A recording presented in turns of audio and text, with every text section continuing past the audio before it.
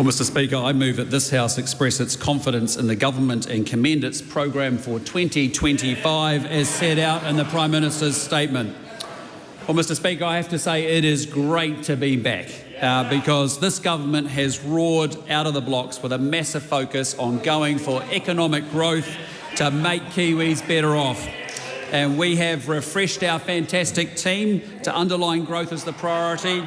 We're setting up a one-stop shop for foreign direct investment to get better infrastructure built much faster. And we've kicked off the biggest reforms in the science sector for 30 years, so our world-class research earns much more money for our country and for those who make those groundbreaking discoveries. Mr Speaker, this year is all about unleashing our economy, and we have already started by signing a free trade agreement with the UAE. An agreement that was delivered in just 4 months after talks began, New Zealand's fastest ever trade negotiation. And I want to tell you what that means for Kiwis, because what it means is that duties on 98.5% of exports to the UAE are gone, and that is a fantastic result for businesses all across this great country of ours. And I want to say Todd McClay is out there on those planes getting the deals done, and that's why I call him Trade McClay, and I think it's going to be a name that will absolutely stick.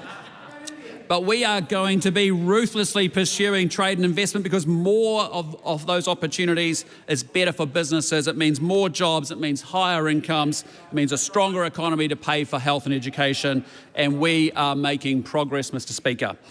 Wages are now growing faster than inflation, and cost pressures like the Auckland Regional Fuel Tax have now been removed from the system. Interest rates are falling, and the Reserve Bank is forecasting more relief on the way very, very shortly. And we delivered tax relief, Mr Speaker, last year, and that means that Kiwis are keeping more of their money for the first time in 14 long years, Mr Speaker.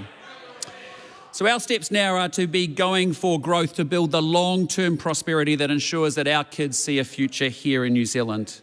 And Mr Speaker, I recently spoke about the need to end the culture of saying no when it comes to economic growth, because Kiwis want to build and they want to grow and they want to innovate, and all too often they're actually told no. So let's talk about fast track, Mr Speaker, because applications for 149 projects from Kaikoai to Stewart Island open next week. And among those projects are some exciting new renewable energy schemes to give us the electricity that we need that will be affordable and abundant. And there is tens of thousands of houses that are going to give young Kiwis a chance to get a home. And in there, and yes, there are mines and there are quarries so that we create jobs in provincial New Zealand and help the clean transition take place. And I'm proud to say that there are 49 of those projects that are in the South Island. That's because on this side of the House, we understand how important the South Island is, and that's why we've appointed an awesome new Minister for the South Island in James Meagher.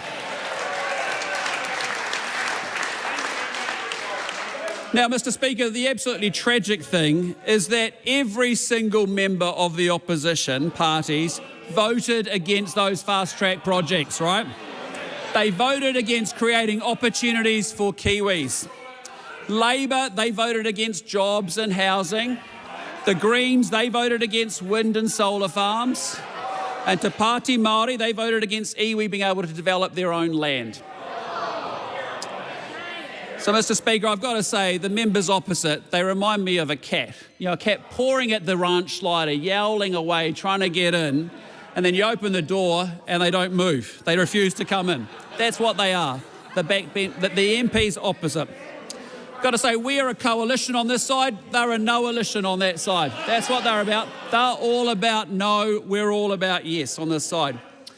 So, Mr Speaker, we must develop a mindset that says yes to things that are going to make Kiwis better off. And you'll know, as part of that last week, I expressed my view on removing the limits around concerts at Eden Park. I think they should be abolished. What was interesting is the Labour leader, Helen Clark, actually the former Labour leader, was not happy with me, and that just illustrated how we've got a hall monitor mindset happening within the Labour Party right now, because let's be clear about it, Labour is the party of no. Yep. What did Labour say to tax relief for working New Zealanders? No.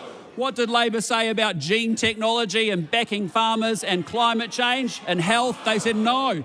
And what did they say about fast track? Every single project they said no. And now it seems it's actually no for more concerts. It's no to more concerts now. It's no to more customers. It's no to more people in bars and restaurants and in taxis. There's no to things that are creating a vibrant and growing economy. Every single one of them just not on board with it. So my real challenge to Chris Hipkins is, can you please reject your boss's view and back more concerts for Kiwis? And Mr. Speaker, while we have been back at work for weeks pushing through changes to make Kiwis so much better off, Chris Hipkins is barely out of his jandals. We'd signed a trade deal before he'd even grabbed the work shirt out of the laundry basket. And Mr. Speaker, I do want to commend, though, however, Chris Hipkins for one thing. His resistance to returning to work has showcased that anyone, in fact anyone, even a leader of the opposition, can be a digital nomad. And on digital nomads, can I say what a great announcement from the government yesterday. Fantastic announcement.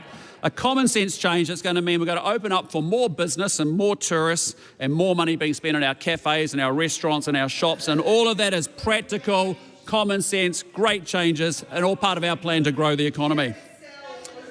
But what do we hear? We heard a rather muddled response from the Labor Party, bizarrely saying that the bigger economic priority should be letting more public servants work from home. Quite something. But actually, I think there's quite a good idea in there, because bizarrely, looking at what Labor's saying no to everything, the country's productivity would actually be improved if the members opposite did just stay at home. I encourage them to do that. And Mr. Speaker, what I'd say is, when Labor woke from their slumber last week for their caucus retreat, Chris Hipkins, he told the media, he said this, look, it's just been a year of reflection, a reflection tour, just going around talking about and apologising for not delivering Kiwi Build or light rail or frankly anything. But I think all this talk about Eden Park concerts has got in his head, because he got it a bit mixed up, because people wanted the Eras tour. What they didn't want was the tour that he was proposing, Eras, E-R-R-O-R-S. That's not what they wanted. But there was some very good news for Labor. They've decided to take a new approach, and from now on they're just going to talk about the policies that they can deliver. And we haven't heard a single policy from Labor because they can't deliver anything.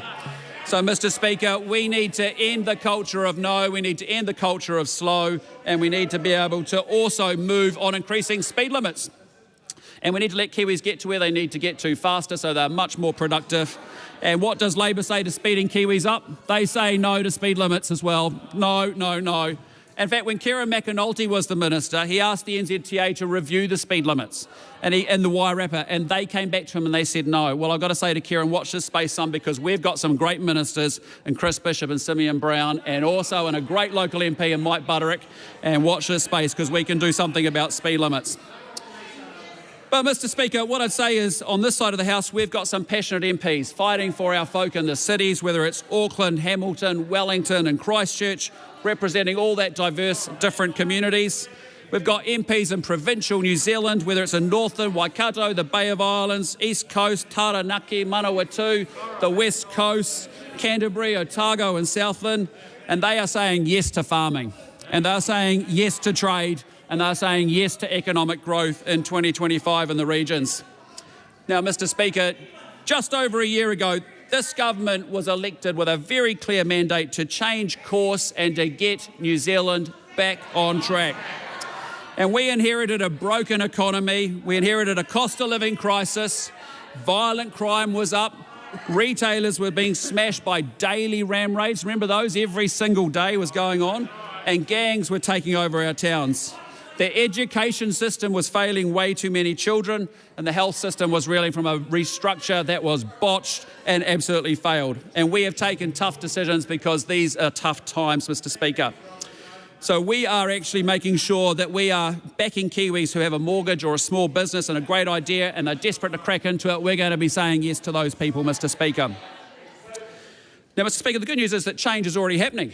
Actually, when you think about what was achieved in the last year, we had fast track, we had tax relief, we stopped the wasteful spending, we had RMA reform, we had new roads, we had structured literacy and maths, we had gene tech, We're backing the police with the gang law changes that we've had. We've stopped the ram raids. We're actually restoring consequences for crime. Novel idea, very important. We've got record new investment in health, $17 billion extra going in, 26 new cancer treatments, an hour a day each of reading, writing and maths, and we've got reduced emergency housing, something we should be really proud about after one of the biggest failed policies from the Labor government. New trade deals, we're backing the farmers, we've got family boosts, we're making foreign investment easier, and we're keeping councils focused on the basics rather than rate rises. So we are just getting started, Mr. Speaker. And absolutely core to our plan in 2025 is unleashing economic growth, because a growing economy means what? It means higher incomes, it means more jobs, it means that our kids won't look overseas for opportunities, but we'll see that the future sits right here in New Zealand, Mr. Speaker. A growing economy means more money to invest in public services like hospitals or health, and it means if you work hard and you're prepared to work hard, you can get ahead in this great country of ours. So we say a big yes. We say a big yes to New Zealand businesses, big and small, that they thrive and they make a profit and they pay higher wages and they hire more people and they invest in more growth, because that's what it's all about, growth. And it's awesome we've got Nicola Willis leading our economic growth plan, because we've got a plan to make it happen, and that's what 2025 will be all about. Growth trumps everything. Now, Mr. Speaker, in Budget 24, we delivered a fiscally responsible plan that reined in the wasteful spending, provided the income tax relief to working New Zealanders, and set up the conditions for future growth. We delivered Family Boost to help those working New Zealanders with their early childcare costs. We froze the fuel tax increases that were planned for 3 years to give people more relief at the pump. And we made progress, Mr. Speaker, on breaking the cost of living crisis. And we found a way to deliver $17 billion extra into the healthcare sector, a multi-year boost for health, $17 billion extra dollars. And in May, we're going to deliver our second budget, and I'm telling you, it's going to build on those strong foundations, and we're going to continue to drive economic growth. Now, Mr. Speaker, our government is making it easier and cheaper, as you'll see in this fantastic Prime Minister's statement, to build infrastructure, housing and transport projects. And I've got to tell you, Fast Track is just the beginning, because the real prize is actually fixing our broken Resource Management Act. And so this year, we won't debate and discuss it and have endless hooey and discussion. We're going to fix it and replace it with a system that's fairer, faster and cheaper, Mr. Speaker. That's why Chris Bishop created the National Infrastructure Agency, to unlock the investment that we're going to need for roads and hospitals and schools and energy projects. And that's actually what we're going to do, make sure we get investor cash flowing through into the projects that we desperately want to power up into this country.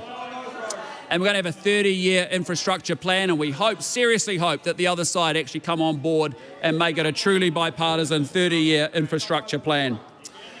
Now, Mr. Speaker, in housing, our Going for Housing growth plan is removing barriers. They're enjoying it, aren't they? Aren't they enjoying it? Because what's funny, you have 6 years in power, the last 3 with an absolute majority, and you do absolutely nothing. And then you get buyer's regret on the other side, don't you? You're looking over going, jeepers, we could have done some stuff, instead of just talking about doing some stuff. So what I'd say, Mr. Speaker, is we are very determined to get infrastructure built, but we're going to do something about housing, because that was a failure of the Labor government over 6 years as well, wasn't it? We're removing the barriers for development. We're going to allow cities to expand. We're going to boost housing density, and we're going to cut the unnecessary red tape that exists. And councils are going to be required to plan for 30 years of growth, so we're not constantly playing catch up as was proposed by the other side. We're making it more affordable to remove the barriers for overseas construction materials, and we're expanding self-certification for tradies. Thank you very much, Minister Pink. Now, Mr. Speaker, in transport, we are making record investments to prove how people move themselves and their goods all around this great country. And over the next 3 years, we're investing $33 billion into our transport network, which includes 17 roads of national significance, right? And isn't that phenomenal to see that in 12 months, we've already kicked off the Hawke's Bay Expressway, which I know Katie Nimmin and Catherine Wedd are greatly appreciative of. But, Mr. Speaker, farmers and rural communities, they are the backbones of our economy, and they were treated like villains under that last Labor government, absolute villains. Well, they are deeply, deeply valued by us in this government. We're easing the burdens by introducing practical rules for on-farm water storage, winter grazing and stock exclusion, halving the ETS charges for forest owners, pausing the freshwater farm plans, and we scrapped what that very, very unfair ute tax. That is long, dim, distant memory, Mr. Speaker. So we're going to continue to proudly back our farmers in rural communities to earn the export dollars that actually power up New Zealand and enable us to make a difference as a result. But that means farmers need to receive RMA reform, because we want them spending more time milking cows than actually filling out forms and asking for permission from someone. We want them actually doing the farming, which is what they need to do, not 35% of their week tied up in filling out paperwork, Mr. Speaker. And we also know that tourism has a fantastic role to play. What a fantastic industry. Amazing industry, right? Only at 86% of pre-COVID levels, and we still get whittering from the other side saying, oh, we don't want to bring tourists into New Zealand. Yes, we do. We don't have the luxury to turn off growth after 3 years of recession that Labor created. And Mr. Speaker, the second priority for us after rebuilding the economy and getting growth into the place and going for growth is actually restoring law and order.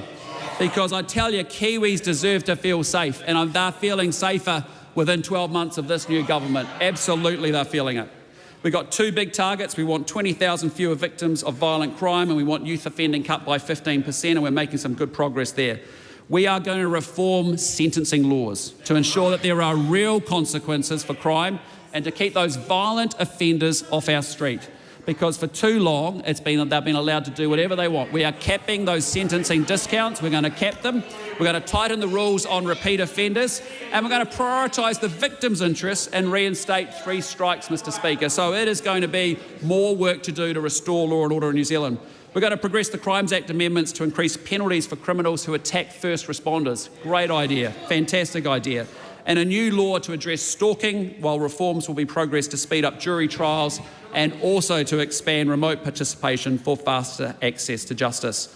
And Mr. Speaker, didn't we do well taking it to gangs last year, and there's more to come?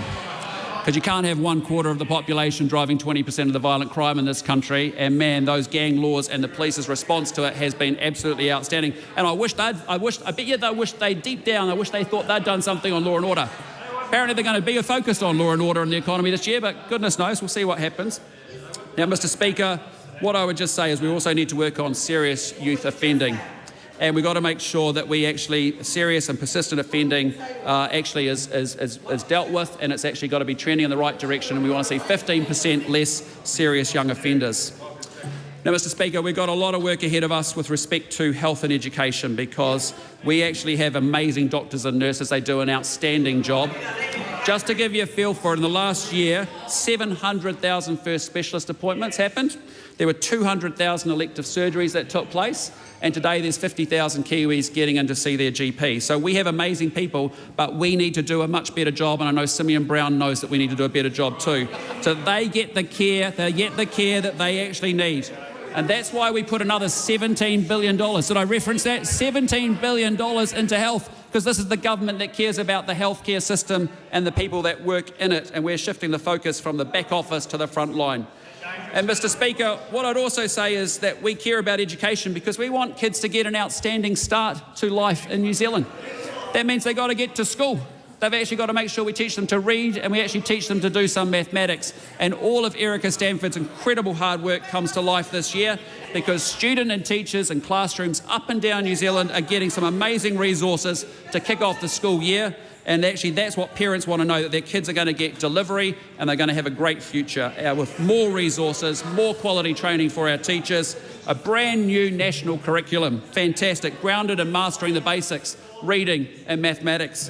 And that means more skills, more jobs, more talent, and much more investment ultimately coming into New Zealand.